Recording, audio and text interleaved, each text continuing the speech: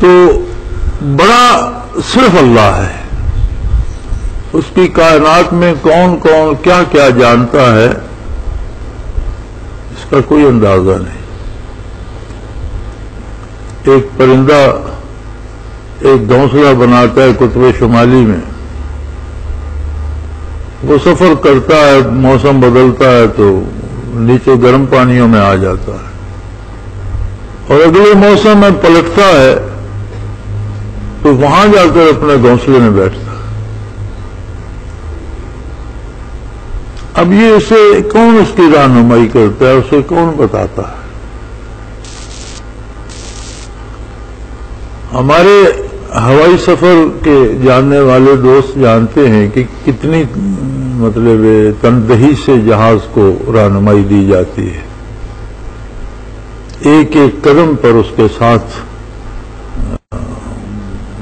زمین کے ساتھ اس کا رابطہ ہوتا ہے، جہاں جا رہا ہے یا جو راستے میں ایئرپورٹس آتی ہیں یا جہاں سے نکلا ہے تو کسی نہ کسی ساتھ اس کا رابطہ رہتا ہے. اب جہازوں میں کمپیوٹر بھی ہیں، بہت سے ہیں، لیکن پھر بھی ذرا سا بھول چوک جائے تو ہوا میں جہاز ایک دوسرے سے ٹکرا جاتے، غلط سمت نکل جاتا ہے، گر کر تباہ ہو جاتا ہے. تو اگر ایک جس میں انسان سوار ہے، مشین بھی بڑی اپ ٹو ڈیٹ ہے، کمپیوٹرائزڈ ہے، پھر اسے ساتھ رہنمائی کی ضرورت ہے، تو ان پرندوں کو کون بتاتا ہے کہ جو قطب شمالی سے اڑ کر گرم پانیوں میں آتے اور واپس نہ صرف اس رقبے میں بلکہ اپنے اپنے گھونسلوں میں واپس پہنچ جاتے ہیں ہزاروں میلوں کا فاصلہ طے کر کے. تو اسی سائنسی تجزیات میں وہ دکھا رہے تھے کہ زمین میں بجلی کی لہریں ہوتی ہیں، الیکٹرانک ویوز ہوتی ہیں، جو ایک سرے سے دوسرے سرے تک زمین میں موجود ہیں. انسانی آنکھ کو نظر نہیں آتی، لیکن ان پرندوں کو بادلوں کے برابر اڑتے ہوئے زمین میں وہ ویوز دکھائی دیتی ہیں. اور وہ وہاں سے اڑتے ہیں تو انہیں ویوز کی رہنمائی میں اسی لائن پہ اڑتے ہوئے یہاں پہنچ جاتے ہیں. ادھر سے اڑتے ہیں تو انہیں دیکھتے ہوئے اڑتے اڑتے ادھر چلے جاتے. اب اس کریم نے ان پرندوں کو ایک ایسا کمال دے دیا ہے کہ جو چیزیں ہمارے علم میں ہم سمجھتے ہیں کہ ہیں بھی نہیں، وہ انہیں نظر آتی ہیں.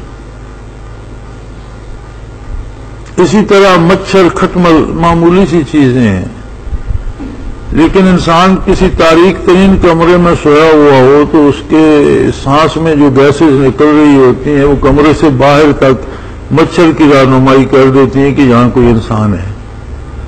وہ ان سے رہنمائی لے کر اس بندے تک پہنچ جاتا ہے.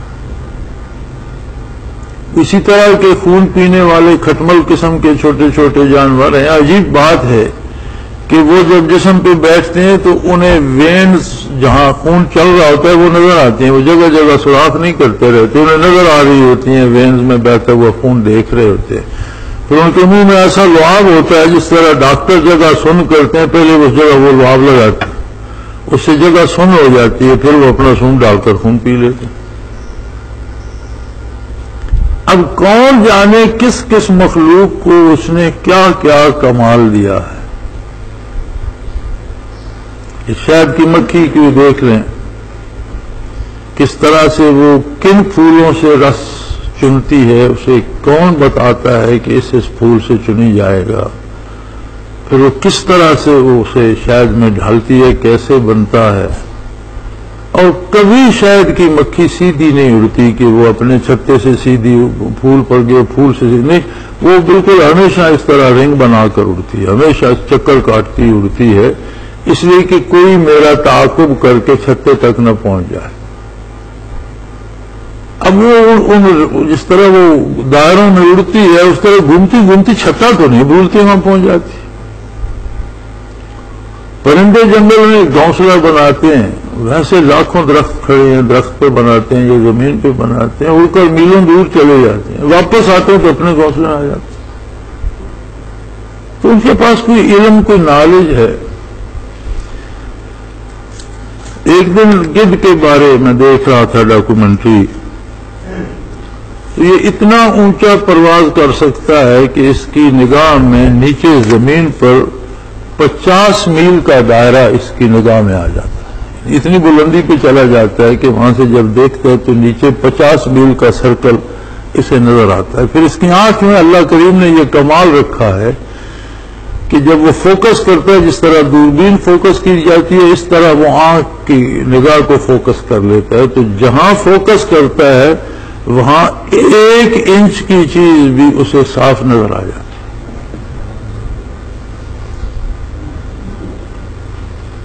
تو یہاں کوئی تکبر کرنے کی اس کائنات میں کسی ایک فرد کے لیے گنجائش ہی نہیں ہے کہ کوئی کہے میں بہت بڑا ہوں۔ ایسی ایسی خصوصیات، ایسے ایسے کمالات مچھروں کو، مکھیوں کو، گدھوں کو اللہ نے دے دیے ہیں کہ بندہ کیا اکڑے گا۔ تو تکبر گمراہی ہے، اور انانیت اسی کو کہتے ہیں کہ کوئی اپنی آنا میں، اپنی بڑائی میں گرفتار ہو جائے اور سمجھے میں ہی صاحب کمال ہوں، یہ سب کچھ میری وجہ سے ہو رہا ہے، میں کر رہا ہوں، یہ کوئی بات نہیں ہے۔ اگر کسی سے کوئی اچھا کام ہوتا ہے، کسی سے قومی بھلائی کا کام ہوتا ہے، کسی سے کسی فرد کی بھلائی کا کام ہوتا ہے، کسی سے کوئی بڑا کام ہوتا ہے، اسے یہ سمجھنا چاہیے کہ کرنا تو اسے تھا، اس کریم نے مجھے سبب بنا دیا، یہ اس کا احسان ہے۔ دنیا عالم اسباب ہے، اور اللہ کا قانون ہے کہ وہ اپنے طریقے کے خلاف نہیں کرتا۔ لا تبدیل لسنت اللہ، کو اس طرح کی کون سی آیت ہے؟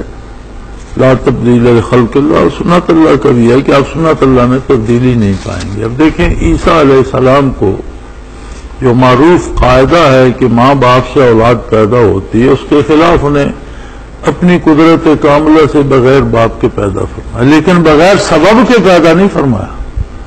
جبریل امین کو حکم دیا کہ جا کر مائی صاحبہ کو دم کر دیں۔